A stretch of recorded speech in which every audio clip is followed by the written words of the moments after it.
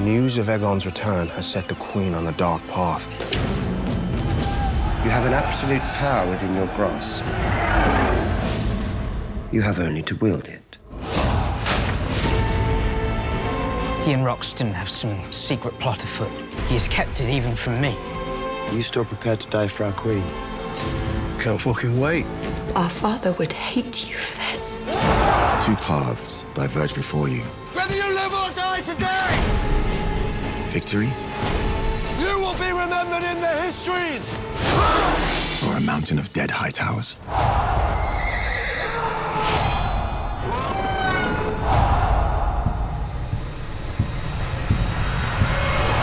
There'll be no doubt who the gods have chosen to rule.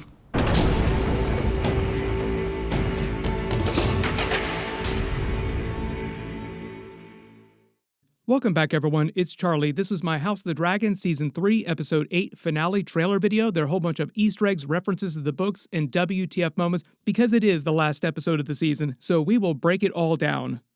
As you probably noticed, YouTube is still helping me fix my channel after it got hacked, so hopefully that'll all be taken care of in the next couple of days, but if you notice anything weird happening with my channel the next couple of days, that's why.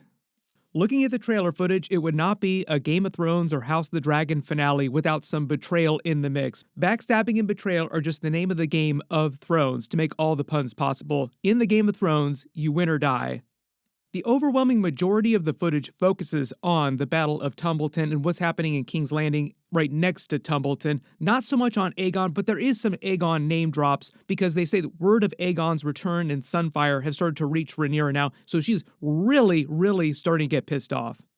I think it's notable that they start on a shot of the Sept in King's Landing. I think they might reference the Shepherd in the finale for a Season 4 storyline, and it's meant to connect to Helena's dragon dream about her riding Dreamfire in the Dragonpit, giving a Dracarys to all the small folk that were rushing the Dragonpit. But because we are in the finale and there's not nearly enough time to flesh that storyline out, I'm expecting the Shepherd to be a big Season 4 subplot. Without getting too deep into that, we don't need to get too far ahead of the story. The faith in the small folk become a big problem for Rhaenyra because of all the different problems in King's Landing that the small folk are having right now. The Queen wishes, at the moment, to hear no more petitions. That is a mistake. We've seen a cascading series of disasters in King's Landing, so things in the city are just really bad, especially after the Gold Cloaks all quit. So there's really not that much of a police force. There's a city watch, but they're not nearly as good as the Gold Cloaks. So just chaos is running rampant through the city right now, so things are really bad. This will all lead to the Shepherd storyline. When Orwyle is telling Rhaenyra that Aegon has returned and Sunfyre is back, notice she's looking at her crown, and in frame she's also looking at her father's model of the Valyrian freehold, so she's thinking all about destiny, prophecy, and all that talk that Daemon was giving her in a previous episode trying to gas her up about making a new Valyria across the world, conquering the world, which is basically what Daenerys was talking to Jon Snow about in the original Game of Thrones finale when she started to lose her mind too. So they really want to make it seem like Rhaenyra is not in a good mind state right now. We get a really quick shot of the Hull brothers, Adam talking to Alan. It's not clear where they are when this is happening, if they're still in King's Landing, because most of the shots we've seen of Alan are still in King's Landing, and for the most part, he was focused primarily on using Valyrian troops to shore up the defenses inside the King's Landing city, not what was happening at Tumbleton specifically. Adam, as one of the Dragonseeds, would be more concerned with what's happening at Tumbleton because he'd be part of that fight. We get this absolutely wild trailer edit where you see Rhaenyra pissed off grabbing Baela's face, like, oh, she looks so mad here. It's not clear what she's pissed off about because she's been mad at Baela for Jace's death for a number of episodes now, but there might be something else that Baela says to her about Rhaena, probably, that pisses her off even more. We get voiceover of Daemon talking to Rhaenyra about the actual coming Battle of Tumbleton. You have absolute power in your grasp. All you have to do is wield it. He's talking about all the dragons. I think he's trying to convince Rhaenyra that they should just burn Tumbleton. Like, just burn it to the ground. And yes, we'll kill a bunch of innocent people, but we'll get rid of the Greens. Daemon is wild in that way that he seems so apologetic and so protective of Rhaena in last week's episode, but on a dime, he can just pivot and not care about civilian lives, small folk lives. There was an earlier episode where he said, it's war, people die, like just get over it. This is how much he cares for the innocent lives in Tumbleton. While that's happening, we get a shot of him with Oscar Tully and Roderick Dustin of the Winter Wolves getting ready to treat with Ormund Hightower before their big battle with both of their armies posted up right at Tumbleton. There's this little structure far away from Tumbleton where it just seems like they're holding this actual meeting. Let's get All these edits just make it seem like Rhaenyra is going to make all kinds of bad decisions, and a lot of the people around her are responsible for that too, just as complicit, like Daemon trying to get her to do all these crazy things. Mysaria's been spending all these episodes whispering in her ears too, trying to influence Rhaenyra. We get a shot of Ormund Hightower and Jon Roxton getting ready for the battle, with Daeron talking to Gawain about their secret plot that he knows nothing about. He's talking about the Dragonseeds. He's finally convinced Ulf White and Silverwing to come to the side of the Greens, so at some point during the Battle of Tumbleton, they're going to turn on the Blacks and help the Greens. Currently, the only other dragon they have that we know of right now is Tessarion and Daeron. There are other dragons that are going to be there, so I think I just want to set up the idea that it's going to be complete chaos, and Daemon doesn't have the absolute advantage in terms of dragon math that he thinks he has. So they really want you to head into the battle thinking that it could be anybody's game, like the Greens might have a chance. We get a really quick shot of Daemon inside their tent preparing for the battle, talking to Roderick Dustin, asking him if he's ready to die for Rhaenyra. Like, are you sure about that? Because when they first met earlier this season, Roderick Dustin came out of the woods saying, "We come to die for the Dragon Queen." So Daemon is just trying to remind him, like, you told me you're ready to die for our queen. Are you still ready to die for her? And I love his answer. Absolutely. He is definitely ready to die. They came to the South because that's just the custom in the North, that a lot of times the older members of the family, when resources got scarce, would leave the family and go off to die in some honorable way so there'd be more resources to feed the younger members of the family. We can call that the House Stark retirement plan. Oscar Tully doesn't seem like he's quite so ready to die for Rhaenyra, even though he is committed to the cause. He just seems like he's a little bit worried, but he is a very young, inexperienced summer child, so like he isn't as ready to die as Roderick Dustin is. And it kind of seems like Oscar Tully is also worried that Daemon is going to make some crazy bad decisions during the battle here too.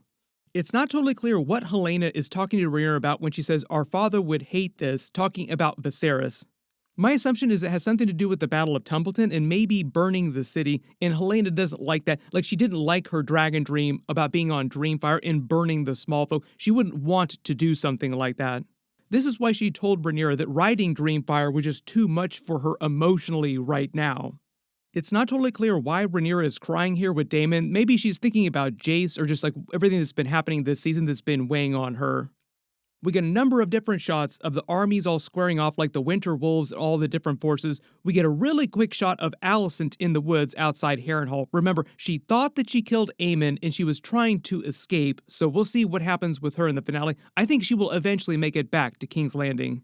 My early prediction short term is that Alys Rivers wants to make people believe that Aemond really is dead so that she can just continue to hide him. But remember, the Freys were also coming to Harrenhal, so we will see how Aemond and Vhagar deal with the Freys when they show up trying to take the castle. Alys Rivers probably going to do everything she can to get rid of the Freys. If Aemond is dead, all the better. But in any case, you shall occupy it again and leave no place for him to return. We get a speech of Corlys Velaryon talking to someone about the two paths, whether you live or die today, victory or a bunch of dead Hightowers. So he's talking to a Hightower. It might be to Daeron or Gawain. It's not clear. He might be talking to Ormund Hightower, but I don't know if we'd see Ormund Hightower inside the cells talking to him. It'd be more likely that Daeron or someone else would go to talk to him in the cells. During last week's episode, Daeron was trying to find a more peaceful solution, and he was trying to become Daeron the Daring from the books, earn his nickname, so he might try to sacrifice himself during the battle to try and prevent more bloodshed. We get another shot of Daemon on his horse in his armor, calling out to the army's big battle charge before they actually start the real fight.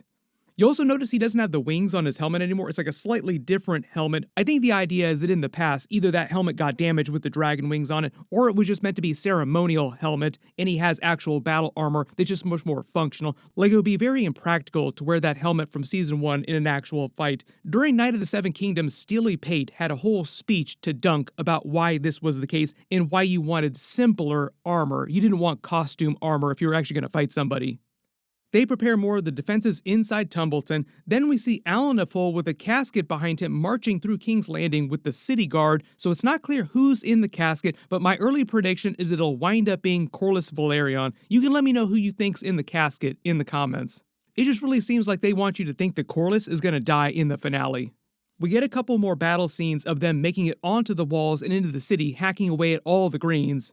We get a very ominous shot of Hugh Hammer, who's getting ready for the battle too, but notice the stonework behind him. This is at King's Landing, probably, so he probably just really upset about what's happening with the Battle of Tumbleton and what's going on with their plan. So just keep your eyes on him in the finale too, because remember right now, he has the biggest living dragon next to Vhagar, and the Dragonseeds seem like they're slowly being turned to the Greens. Betrayal is the name of the game in the finale. It looks like what's happening in this wide shot here of the city is that the Greens are actually laying this fire trap to try and create some defenses from the army of Rivermen and Winter Wolves, but we'll see how well it works because it looks like they all make it into the city no matter what. You have to remember they have 20,000 men, and I think the Greens were supposed to have about 15,000 men inside the city. We get a really quick shot of Gwaine Hightower and Daeron rushing the battlefield too with the other Green troops. I think they actually appeared in the tapestry intro in last week's episode based on the way their armor is colored. Like it looks just like Gwaine's armor and just like Daeron's armor too, just what he was wearing. Definitely does not bode well for the two of them that they were on the tapestry, and it did not look good. We get a really quick shot of Daemon on the battlefield looking at Vermithor and Hugh Hammer flying over the troops in the background too. It seems like he's a little confused about what's going on. And then it seems like Aemond is walking through Harrenhal, looking up in the sky. I think he might be seeing Vhagar. Maybe Vhagar comes back to Harrenhal in the finale. Ta-da! The goat is back. We get a really quick shot of Vermithor flying over the city, Daemon in the city covered in blood like they're in the middle of the fight, and then a couple more scenes of him hacking his way through the streets here, looking for Ormund Hightower probably, and for Daeron. You remember their real mission here is to, one, kill Ormund Hightower to cut the snake off at its head, but also get rid of Daeron because he has a claim to the Iron Throne, so Daemon had made up his mind he was going to kill Daeron a long time ago. They end the trailer with a wide shot of Caraxes flying over the city like he's about to Dracarys everybody, and then Rhaenyra in the Red Keep from that earlier scene looking at the crown and at her father's model of the Valyrian Freehold, saying there'll be no doubt who the gods have chosen to rule, getting as prophecy drunk as she has been previously. That's kind of been her thing this season. She's slowly succumbed to this idea that she was destined, chosen by the gods to rule, and she is the prince who was promised, who was meant to stop the Long Night, spoken of in the Valyrian dagger that her father told her about, Aegon's dragon dream of the Long Night. We, of course, who have read the books, seen the original Game of Thrones series, know that the Long Night isn't coming for over 100 years, and she is not the prince who was promised, or the princess who was promised. It also kind of seems like based on what Daemon was talking to Rhaenyra about seeing Daenerys in his visions, he didn't mention the word Daenerys, he just said a girl that looked just like us. Daemon knew that it was a different girl, it wasn't Rhaenyra, but it was meant to come from their line, like he took that meaning from it, but he didn't understand exactly what it meant. He just saw that he saw dragons in their future, so it kind of sounds like he took that as a portent that they would be able to create a new Valyria and dragons would reign supreme, when that's not really what the vision meant. The only other stuff that we don't really see in this trailer are a lot of Aegon and Sunfyre and where they go next. My assumption is they'll actually make a beeline for Dragonstone in the Dragonpit, so we'll see what they do in the finale, but it's supposed to be a slightly longer finale, so I definitely think they're going to give us a moment foreshadowing what Aegon is doing during the events of Season 4, but for the most part, like the big event of the finale is the Battle of Tumbleton. Everybody keep your eyes on the Dragonseeds, particularly Ulf White, because we know from last week's episode that he is definitely 100% going to betray them mid-battle. Everybody post all your reactions in the comments below and all your predictions for the finale, because next week is the last episode of the season. My full episode 8 finale video will post next week after they release it, so be sure to enable alerts for my channel so you don't miss that. My season 4 video will post after my finale video. So everybody click here for that episode. I'll update the link as soon as I post it, and click here for all my other House of the Dragon episodes. Thank you so much for watching, and I'll see you guys in the next one.